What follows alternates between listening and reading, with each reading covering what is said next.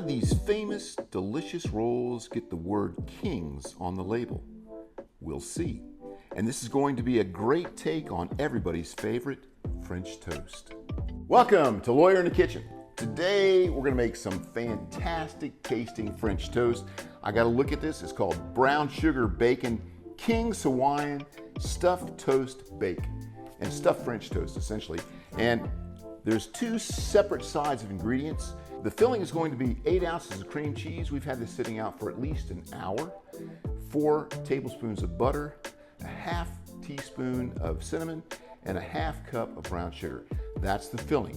Now for the mixture to go on the French toast, we're gonna have 3 eggs, 3/4 of a cup of a mixture of a half cup of cream and a 1/4 cup of whole milk, a half teaspoon of cinnamon, 1 teaspoon of vanilla extract, and a 1/4 cup of brown sugar.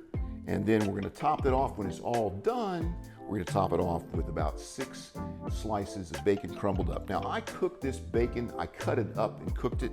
And as you can see, if you look at this, you can see this is all nice and browned. I see a thief coming in here right now, a bacon thief, and I think I know her name. And this is not the first one. We started out with 6 strips. I actually started with 8 because I knew that a couple of them would be gone by now. Anyhow, this is gonna be a great dish. Promise you'll love it. All right, Sharon, we're still talking about how to mix the filling. And we have not really, I've got a spatula and I thought about a whisk. She thought about a whisk. And I thought about my hands. I don't know because the cream cheese, now the one thing you gotta do is the cream cheese has got to sit out, okay? Because otherwise it's gonna be too hard to mix. All right, so we've got the 8 ounces of cream cheese. It's been sitting out, this butter's been sitting out. This is 4 tablespoons of butter. A half cup of brown sugar, half teaspoon of cinnamon. And we're gonna try this. The butter could have set out a little longer, as I'm seeing now. What about just a hand mixer? Not an electric one, but even just a... You know what, I'll tell you what, maybe a potato. Do we have that here? A potato. A potato, a hand potato masher. Let's try that. So far, I'm liking this better. Well, it is definitely better. It's definitely better. But we want this, I'm gonna end up using my hands. This is just gonna be better. Yeah. You know what? Sometimes when it comes to cooking, there's nothing better than your hands. That's working way better. And I'm getting that butter mushed in. It's a technical cooking term. Look at that. That's coming together. Now I got this little butter. The heat of your hands helps finish that off.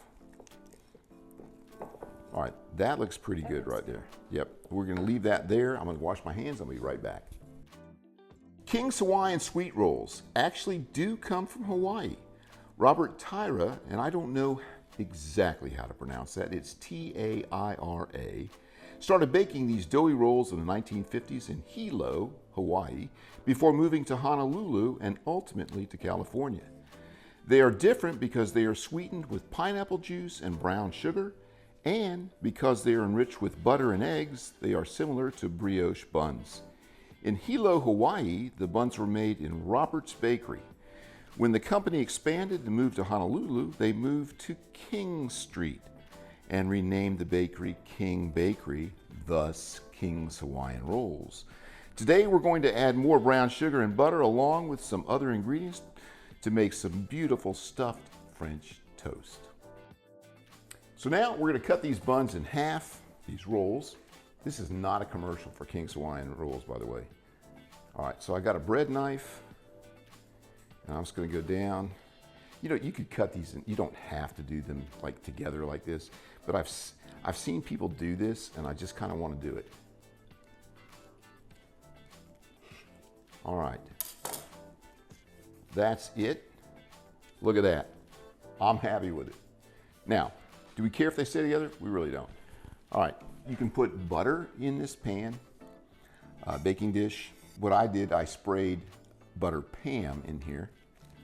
And we're gonna make these fit.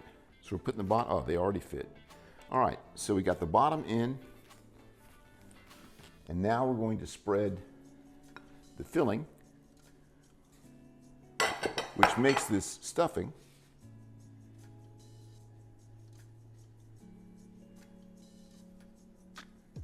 on the bottom half. I can't imagine with the ingredients that this could taste anything but great. I'm going to go ahead and get the rest of that because we're not going to waste any of this. So we're going to set this aside, and now we're going to make the mixture for that makes it French toast. We have 3 eggs.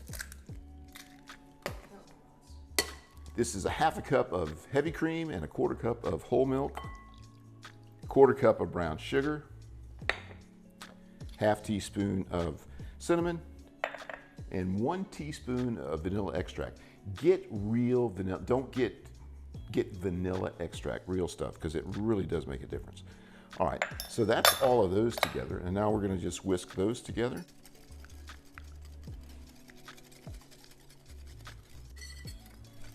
And I sometimes when I make French toast, just, you know, in the pan, I'll put a little nutmeg in this, but everything else is about the same. All right, now the only thing about this pan, or this baking dish, is that we're going to lose a little space, so I'm gonna take some foil and fill this up right in here so that all of the liquid is good, because this is gonna soak for about 30 minutes in this liquid with the tops on. We have some more King's Hawaiian rolls. So, yeah, but I don't have any more filling. You're right, because the 3 more would do it, wouldn't it? So we're gonna be up to 3 more, so it'll be 15. Now, we're gonna be a little shy on some of these ingredients though, but not much, not much. Okay, well, just a little bit. Just shh.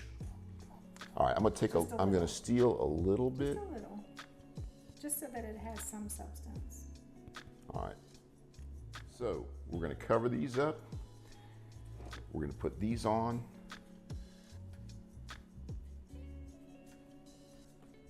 All right, and now we're gonna pour this liquid on here.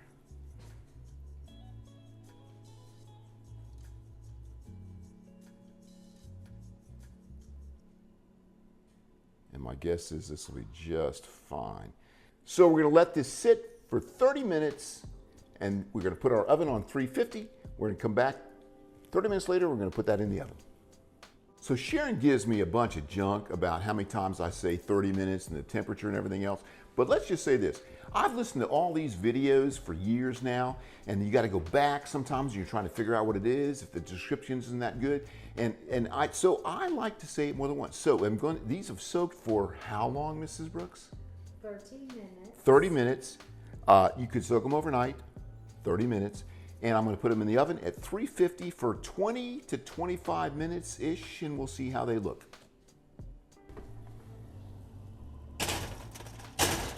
All right. It ended up being 25 to 30 minutes because we're waiting for the batter to absorb, and I think we're right there. We're getting ready to bring it out, put the bacon on, and taste it. Oh, those look good. What do you think? Meanwhile, I'm going to put some bacon on them.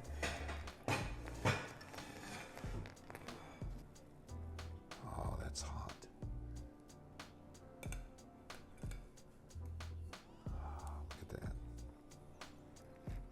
All right, it's time to taste this. And I'm going to take the first bite because I cooked it. And we're going to try this. I think this is going to be all right.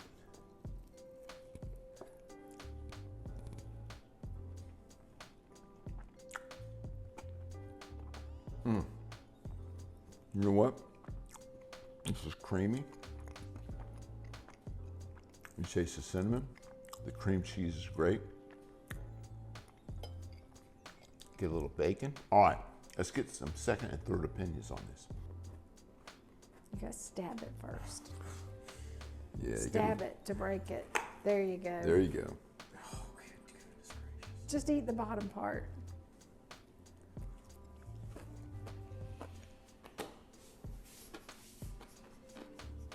Are we okay?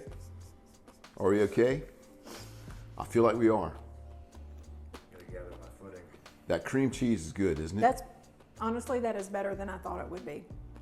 I'm very happy with it. It's very tasty. That is Look, absolutely. you can't go bad with King's Hawaiian rolls. I mean, with anything. No. I mean, but this is super, super, super good. This is, I mean, I expected it to be super good. I didn't expect it to be super colossal good like this. King's Hawaiian rolls are always great. This is a great dish, and it's nice having family here. Honestly, it's great. And you've got to try this. And if you like this, I'd appreciate it if you subscribe and like it and send a comment. If you're from some other country besides the United States, it'd be fantastic. Tell me where you're from, because I have a lot of subscribers that are from all over the world, and I would love to know where you're from, because that would be so cool to know. And it helps support my channel. And I'll see you next time on While you're in the kitchen.